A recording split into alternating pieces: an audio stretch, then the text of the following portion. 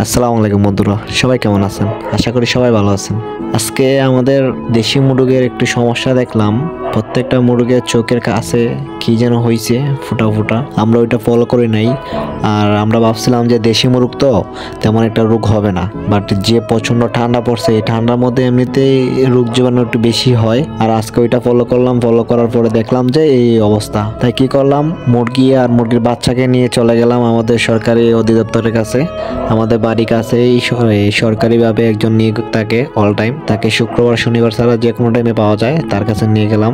তিনি এটা দেখার পরে বিভিন্ন ওষুধ দিলেন আর বললেন যে কি জানি একটা রোগের কথা বলছেন, ভাইরাস অ্যাটাক করছে, ওটার জন্য ওষুধ দিলেন।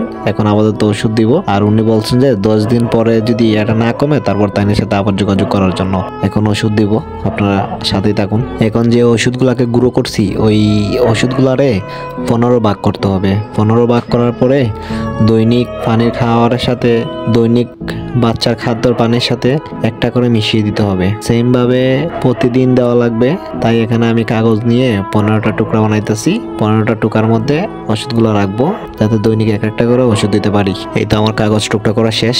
এখন ওষুধগুলোকে কাগজের মধ্যে রাখবো, ছোট ছোট ভাগ করে 15 ভাগ করব। ওষুধগুলো 15 ভাগ করা শেষ। এখন ওষুধগুলোকে ভালো করে প্যাক করব।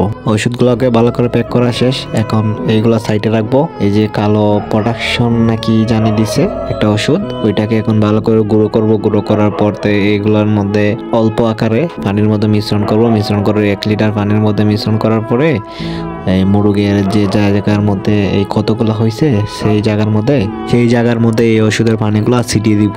এই তো ওষুধ দেওয়া শেষ। এখন ভালো করে এটাকে নাড়াচাড়া করে ওষুধটা পানির সাথে মিক্সচার করে নিব। ওষুধের কাজ শেষ করার পর এখন আমি আসলাম বাচ্চাগুলোকে এই খাঁচার মধ্যে ধরবো। তারপর বাচ্চাগুলোকে এক এক করে যে ওষুধগুলো রেডি করছি, ওই ওষুধগুলো এটার কতর মধ্যে ছিটিয়ে দিব। তো আমার বাচ্চাগুলো ধরা শেষ। এখন ওষুধগুলো বাচ্চাগুলোর কত স্থান দেখে দেখে ভালো করে ছিটিয়ে দিব।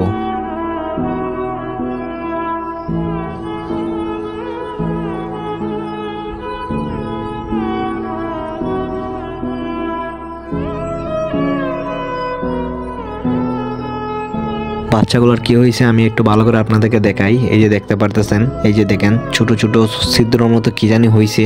এই যে দেখতে পারতেছেন ছোট ছোট। এই শীতের মধ্যে এই সমস্যাটা প্রায় ম্যাক্সিমাম মুরগিরই হয়। তো আপনি যদি একজন খামারি হয়ে থাকেন, তাহলে আগে থেকে সতর্ক হয়ে যান। ভালো আশেপাশে কোনো অভিজ্ঞ ডাক্তারকে দেখান, দেখিয়ে ভালো চিকিৎসা করেন। আমি যখন ডাক্তারের কাছে গেছিলাম, তখন ডাক্তারে বলেছিলেন যে এখন ঠান্ডা, তো ঠান্ডার কারণে তাইনের কাছে প্রচুর লোক আসে এই একই সমস্যা নিয়ে, এই একই ভাইরাসে প্রায় ম্যাক্সিমাম মুরগি আক্রান্ত হচ্ছে। তাই আপনাদের কাছে আমার একটা রিকোয়েস্ট থাকবে, আপনারা যারা ছোট আকারে কিংবা বড় আকারে কিংবা বাড়িতে হাঁস মুরগি পালন করেন, তাদেরকে বলতেছি, যদি আপনারা চান তাহলে এই ভ্যাকসিনগুলো দিতে পারেন, তাতে করে আপনাদের মুরগি সুস্থ থাকবে। আর আমি আপনাদেরকে যে বলছিলাম, আমাদের একটা মুরগ 18টা ডিম নিয়ে বইছে। এই যে এই মুরগটা, এটারও সেম সমস্যা, চোখের মধ্যে ভাইরাসে ধরছে। এখন আমি আপনাদেরকে এটাকে বাইরে নিয়ে ভালো করে দেখাইতেছি। এই যে দেখতে পারতেছেন, চোখের সাইডের মধ্যে ছোট ছোট কি জানে এটা হয়েছে। এটার কারণে ফার্স্ট অফ অল এটার মধ্যে এই রোগটা ছড়ায়। এটার মধ্যে এই রোগটা ছড়ানোর কারণে আস্তে আস্তে এটার সাইডে আমার যে 11টা বাচ্চা মুরগিওয়ালা আছে না, ওইটা এটার সাইডেই থাকে, যার কারণে এইটার থেকে ইনফেকশন ওইটার মধ্যে ছড়াইছে। এটাকে ওষুধ দেওয়া শেষ। এখন এটাকে এটার জায়গায় নিয়ে রেখে আসি। বেশি সময় যদি ডিমের মধ্যে তাপ না পড়ে, তাহলে ডিম আবার বুলা হয়ে যাবে। এখন আমি এই জায়গাটাকে ভালো করে পরিষ্কার করব। পরিষ্কার করার পর এখানে আলাদা করে বেটন করে যে মুরগগুলা ইনফেকশন হয়েছে, সেই মুরগগুলাকে ডাক্তার বলছে যে আলাদা কয়েকটা দিন সরিয়ে রাখবেন কোনো এক জায়গায়। তো এইগুলা মুরগকে এখন এখানে রাখার ব্যবস্থা করব। আপনারা সাথেই থাকেন, আপনারা দেখেন আমি কি কি করি। তো অবশেষে 2-3 ঘন্টা মেহনত করার পর আমি এই মুরগির জন্য আলাদা ঘর বানিয়ে ফেলেছি। আপনাদেরকে এখন নর্মালি আমি একটু দেখাইতেছি কেমন হয়েছে। কিছুক্ষণ পরে এখানে মুরগি রাখবো, মুরগি খাদ্য দিব, পানি দিব, ওষুধ দিব, সবকিছু ওকে করার পর আমি আপনাদেরকে আবার ভিডিও করে দেখাইতেছি। তো ফাইনালি গাইজ আমার কাজ সম্পূর্ণ হয়েছে। এখন আপনারা বলতে পারেন সারাদিন আমি কি কি কাজ করলাম। সারাদিন তো তেমন একটা কাজ করি নাই, ভাবছিলাম যে আজকে কোনো কাজই করব না, কিন্তু লাস্ট টাইমে আমাদের মুরগিগুলার এই যে এই অবস্থা হয়েছে, ডাক্তারের কাছে নিয়ে গেছিলাম। তো ডাক্তারে অনেক ভ্যাকসিন দিছে, ওষুধ দিছে, ওইগুলা দিলাম। আর ডাক্তারে বলছে যে যে মুরগিগুলোর মধ্যে এই ভাইরাসগুলো আইছে, এই মুরগিগুলোকে আলাদা সরেই রাখতে হবে। এই যে দেখতে পারতেছেন, এই জায়গাটা খালি করছি। এই জায়গাটা খালি করে এখন চতুর্থ সাইডে বেটন করে দিছি। এই যে এই মুরগগুলা, এই যে দেখা যাইতেছে মুরগগুলা, এই মুরগগুলাই ভাইরাস আক্রান্ত হয়েছে। এখন ওষুধ দিয়ে রাখছি, খাদ্য দিয়ে রাখছি। আর এখানে এখন থেকে এই মুরগগুলো আর বাচ্চাগুলো যতটুকু না সুস্থ না হয়েছে, এখান থেকে এটাকে সরাবো না, এখানেই রাখবো। এখানে একটা লাইটও ফিট করে রেখে দিছি, আর চতুর্থ সাইডে বেটন করে দিছি যাতে করে লাভ দিয়ে বাহিরে না আসতে পারে, এই যে দেখতে পাচ্ছেন। আর সাথে সাথে আবার খরগোশেরও যাতে ফটটা আসে পাত্তির, এইদিকে পাত্তিটির লাইটটা দিয়ে দিয়েছে ভালো করে। এখন দেখতে পাচ্ছেন কত সুন্দর করে দেখাইতে। খরগোশ এখন ভিতরে আছে।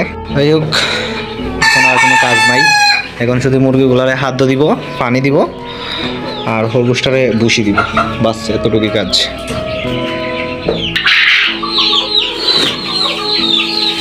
আমরা একটা জিনিস করি, এই যে এটার ভিতরে ভুসি দিছি আর মুরগির খাদ্য দুটোটা মিক্স করে আমরা এই যে খরগোশকে দিই, আর খরগোশও ভালো করে খায়।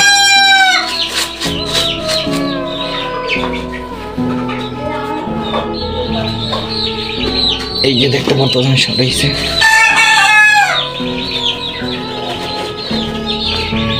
দেখবেন এখন কত সুন্দর করে খাবে। পানিও দেওয়া আছে। আগে কোয়েলগুলোরে খাদ্য দিই, তারপর মুরগিগুলোরে খাদ্য দিব।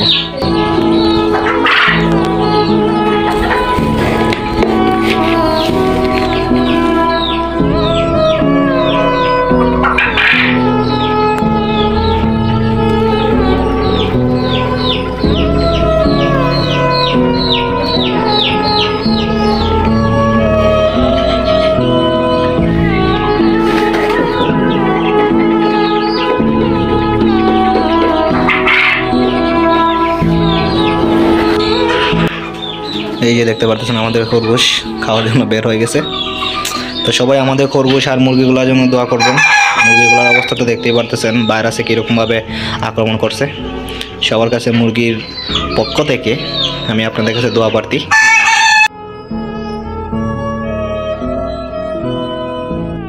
আজকে ভিডিওটা এ পর্যন্তই। সবাই আমাদের জন্য দোয়া করবেন, আর আমরাও আপনাদের জন্য দোয়া করি। আল্লাহ হাফেজ, আসসালামু আলাইকুম।